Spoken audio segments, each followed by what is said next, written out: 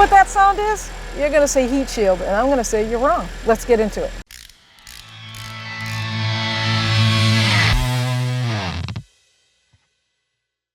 Well, here we are. It's on the lift.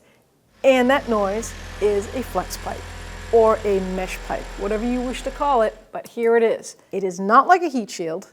It sounds like a heat shield, but the difference is the repair. This cannot be welded or rebolted up or just taken off like some heat shields. That has to be replaced.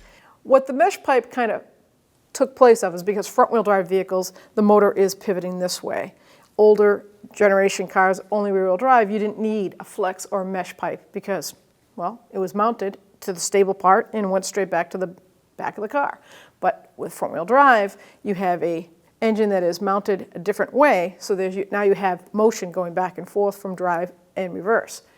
And it puts a strain on that pipe or the exhaust. So they came up with this mesh. It's kind of pressed like an accordion, and then they put this safety net around it. And because it's so thin, eventually, because of the heat from the pipe and the weather outside, depends on where you live, the climate can get to it. If you live in an area where we have snow and salt and sand, and it will eat at this first because, well, it's thin metal. And this is what happens. You hear this retaining ring that gets a little spot welded on there on the front and the back to hold the mesh together. This is the noise you're hearing. People look for heat shields and then it's not a heat shield. Now, this eventually also leaks exhaust faster than the rest of the stainless steel system. And then you have to replace that because you can't have leaky exhaust. Most states have state inspection where that would fail. This is leaking. You can see where it's kind of turning little black soot coming out. So this will fail state inspection. So we're going to replace it with a part from oneiauto.com. Do it easy and fast and you can watch so you know you can do it yourself. This is one of the more complicated styles because of where it goes over the cross member, but most cars are easier, so you know you can do it without even thinking about it. And here is the replacement part. Now, it's pretty good. If you look closely at this weave, you can see that it's actually a better design, I think, than the factory. So I think you're going to get a little bit longer life out of this mesh than you would this one. Can't wait to install it and see how it sounds so much better. So the first thing I want you to do is follow the O2 sensor harness up to the connector here. I want you to squeeze that tab right there. Take that O2 sensor out before you start hammering on the exhaust. So right here is the O2 sensor itself where it screws into the pipe. So you're going to take your O2 sensor socket or a 22 millimeter wrench and you're going to break that free. And the reason why you want to take this out and not leave it in is because you don't want to bang it on something as you're taking the pipe down, because you could break the internal parts of the O2 sensor. So when doing exhaust, you're going to run into things like this. Like I said, once again, depends on where you live, but we have lovely rotted exhaust studs, nuts, everything. So this is what basically I call naturally welded to the actual converter pipe. I really don't want to break these studs or the nuts. I'm going to replace the nuts, but I don't want to break the studs. So I'm going to use a heater, inverted heater, and we're going to heat this thing up. And then on top of that, it's pretty common to have in a good mechanic's toolbox is what we call twisty sockets.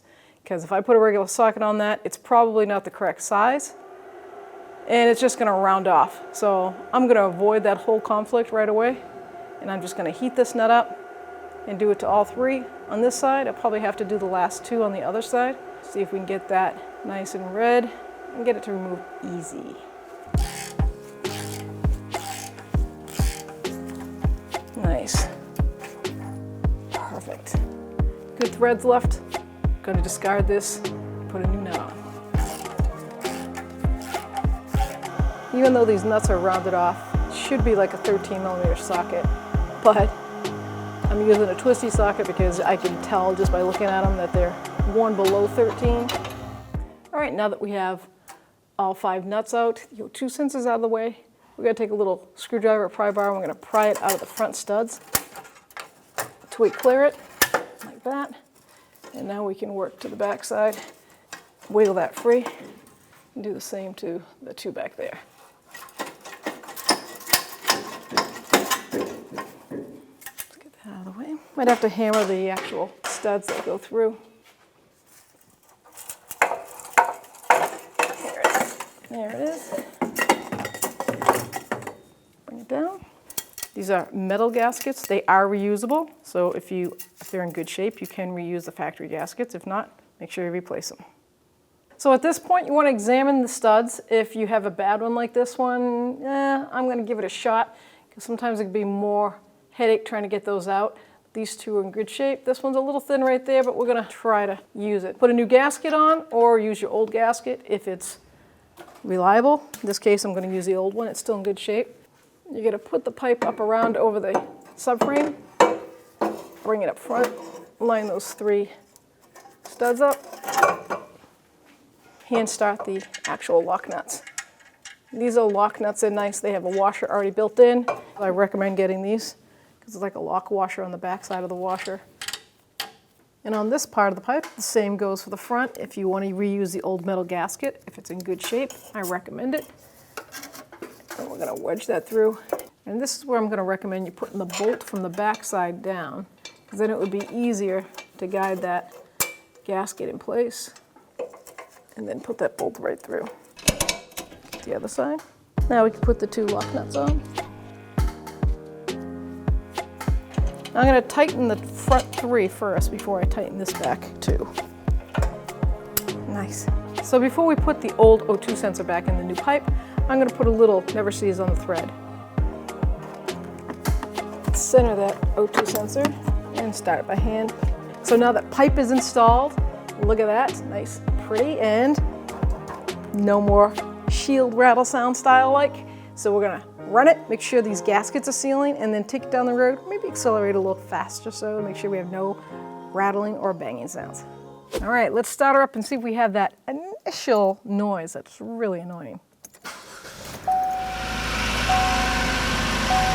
I'm going to put it in drive or reverse, see if it makes it. Pretty quiet. Nice. Now those neighbors won't be complaining anymore either first thing in the morning.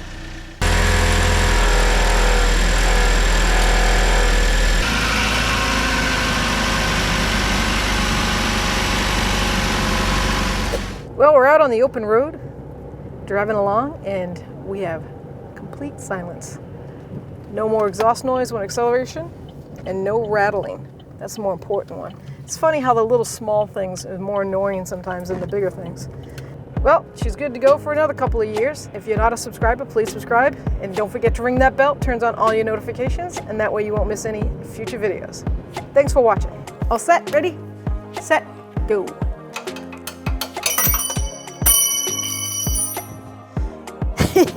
That's a normal sound.